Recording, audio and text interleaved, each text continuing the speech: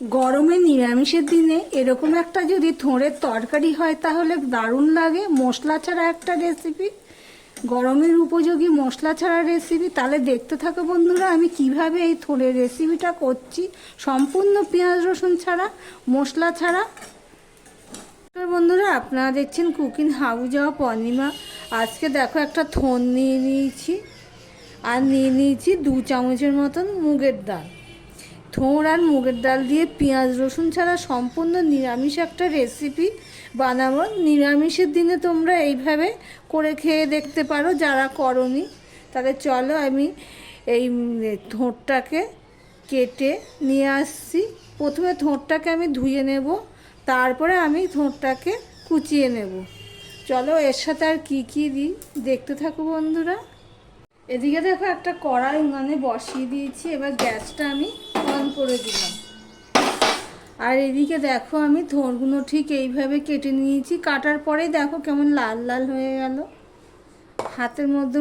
আবার কিছু থোড় আছে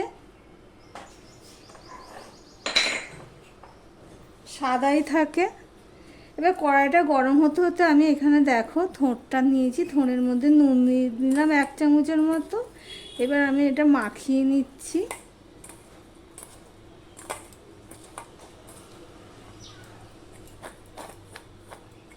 দেখো সম্পূর্ণটা মাখানো হয়ে গেছে।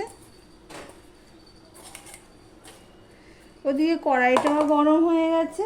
এবার যে আমি 2 চামচের মতন মুগ ডাল নিয়েছিলাম সেটা আমি দিয়ে দিলাম, দিয়ে এটা আমি একটুখানি ভেজে নেব। লাল লাল করে ভাজবো না, মোটামুটিভাবে ভেজে নেব। ভিডিওটি স্কিপ করো না, তাহলে বুঝতে পারবে না আমি কিভাবে করছি। দেখো বন্ধুরা আমি এবার গ্যাসটা অফ করে দিলাম, দিয়ে এবার সমানে নাড়তে থাকবো। যতটুকু ভাজা ইনকমপ্লিট রয়েছে এই গরম কড়াইতে ভাজা হয়ে যাবে, কারণ এটা তো আর কড়া করে ভাজা যাবে না। দেখো কড়াই বসিয়ে দিয়েছি, কড়াইটা গরমও হয়ে গেছে। এই রান্নাটা আমি করব সাদা তেলে, পেঁয়াজ রসুন ছাড়া সম্পূর্ণ নিরামিষ একটা রেসিপি। দেখো আমি তেলটা দিয়ে দিলাম, তেলটা গরমও হয়ে গেছে। এবার দিয়ে দিলাম শুকনো লঙ্কা, তেজপাতা ছোটো ছোটো দুটো,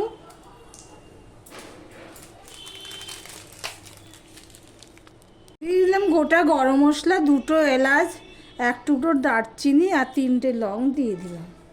গ্যাসের ফ্লেমটা কিন্তু আমার লোতে রয়েছে, না হলেও পুড়ে যাবে। আর অল্প একটুখানি জিরে দিয়ে দিলাম। আর দেখো ডালটা ঠিক এরকম হয়েছে ভাজাটা। এবার দেখো এখানে আলু কেটে নিয়েছি একটুখানি, এই আলুটা এবার আমি ফোড়নটা হয়ে গেছে, এবার আলুটা আমি দিয়ে দিচ্ছি। এই পর্যন্ত যারা ভিডিওটি দেখছো লাইক দিতে ভুলে গেছো, চট করে একটা লাইক করে দিও। আমি 1 চিমটি নুন দিয়ে দিলাম, কেননা থোড়ের মধ্যে নুন দিয়েছি সেই জন্য। এবার আলুটাকে আমি ভেজে নেব ঢাকা দিয়ে দিয়ে।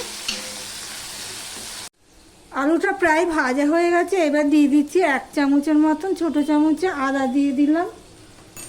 আদাটা দিয়ে আমি একটুখানি মিশিয়ে নিলাম। এবার এর মধ্যে একটু মশলা দিয়ে দেবো। 1/2 চামচ আমি দিয়ে দিলাম ধনের গুঁড়ো, 1/2 চামচের একটু বেশি দিয়ে দিলাম জিরের গুঁড়ো, 1/2 চামচ হলুদ দিয়ে দিলাম। এখানে গুঁড়ো লঙ্কা দেবো না, 2টো কাঁচা লঙ্কা সেটাও আমি দিয়ে দিলাম। দিয়ে মশলাটা আমি কষিয়ে নেবো একটুখানি জল দিয়ে। দেখতে থাকো বন্ধুরা। দেখো বন্ধুরা মশলাটা কষানোর জন্য আমি একটু জল দিয়ে দিয়েছি। আর এদিকে যে ভেজে রাখা ডালগুলো আমি ধুয়ে ভিজিয়ে রেখেছিলাম সেটা আমি জল ঝরিয়ে নিয়েছি। এই দেখো বন্ধুরা অনেকটাই ফুলে গেছে। আর এদিকে থোড়টা যে আমি নুন দিয়ে চটকে রেখে দিয়েছিলাম, এটা আমি আরেকটু চটকে নেব। অফ ক্যামেরাতে আমি একটু হলুদ দিয়ে দিয়েছিলাম।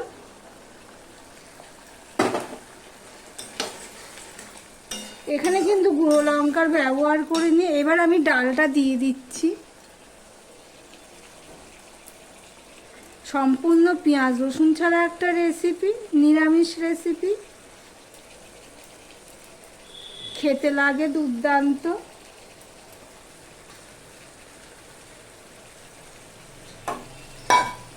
ডালটা আমি দিয়ে দিলাম, দেখতেই পেলে। এবার ডালটার সাথে আমি একটু কষিয়ে নেব, তাহলে খেতে ভালো লাগবে। যদিও হালকা করে আমি ভেজে নিয়েছি,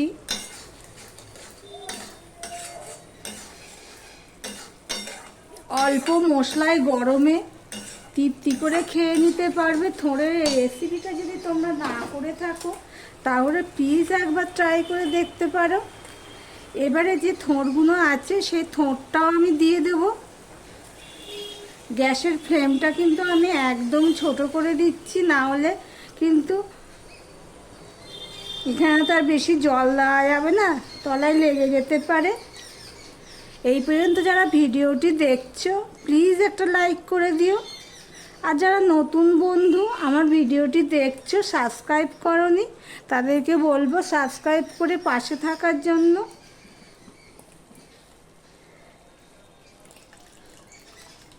সমস্তটা আমি দিয়ে দিলাম থোড়টা,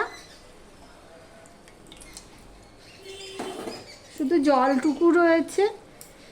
এবার আমি এটা ঢাকা দিয়ে হতে দেব। গ্যাসের ফ্লেমটা কিন্তু একদম ছোট করে দেওয়া আছে। দেখো বন্ধুরা, থোড়টা দিয়ে তো আমি ঢেকে দিয়েছিলাম ছোট করে দিয়ে। এবার আমি এইভাবে উপর নিচ করে দেবো। আর তরকারিটা না তলায় জলটা পুরো শুকিয়ে গেছে, তাই জন্য আমি অল্প করে একটু জল দিয়ে দেবো। আগে পুরো মিশিয়ে নিয়ে তারপরে জলটা দেব। দেখতে থাকো বন্ধুরা।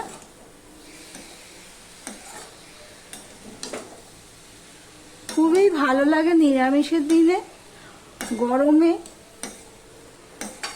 একটা সুন্দর রেসিপি। আর যাদের তো থোড় প্রেশার আছে তাদের তো থোড় খেলে ভালোই হয়, প্রেশারের পক্ষে খুব হাই প্রেশার যাদের আছে।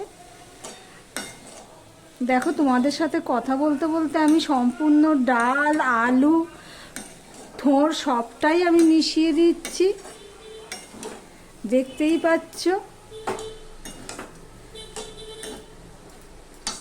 সম্পূর্ণটা তো মেশানো হয়ে গেছে। এবার আমি ডালটা সিদ্ধ হওয়ার জন্য একটু জল দিয়ে দেব।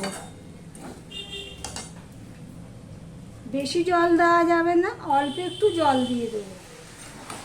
এটা ছোট আঁচেই করতে হবে। দেখো বন্ধুরা, ঠিক এরকম জল দিলাম, এর ভাপেই হয়ে যাবে। ডালটা তো প্রায় অর্ধেক সিদ্ধ হয়েই গেছে, যেহেতু এটা গরম অবস্থায় জল ঢেলে ভিজিয়ে রেখেছিলাম সেই জন্য।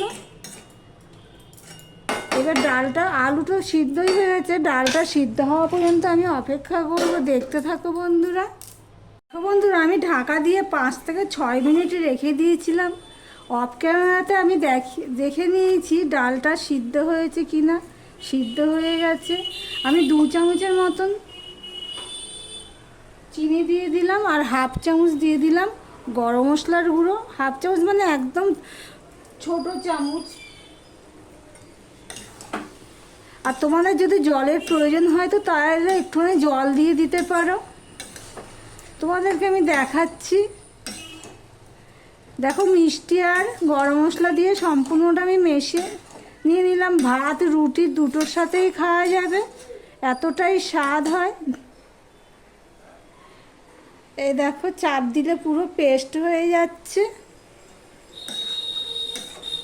তোমাদের যদি জল সিদ্ধ না হয় তাহলে আরেকটু গরম জলে ছিটা দিয়ে ঢাকা দিয়ে দেবে। বেশি জল দিলে কিন্তু খেতে ভালো লাগবে না। এবার দিয়ে দিচ্ছি 1 চামচের মতন ঘি। নিরামিষ তরকারি ঘি তো দিতেই হবে। ঘিটা দিয়েও আমি সম্পূর্ণ মিশিয়ে নিলাম। এবার আমি গ্যাসটা অফ করে দিলাম। স্ট্যান্ডিং টাইমে আমি রেখে দেবো। ভিডিওটি আজকের মতন এখানেই শেষ করলাম। আবার প্রতিদিনের মতন চলে আসবো অন্য কোনো রেসিপি নিয়ে। দেখতে থাকো বন্ধুরা।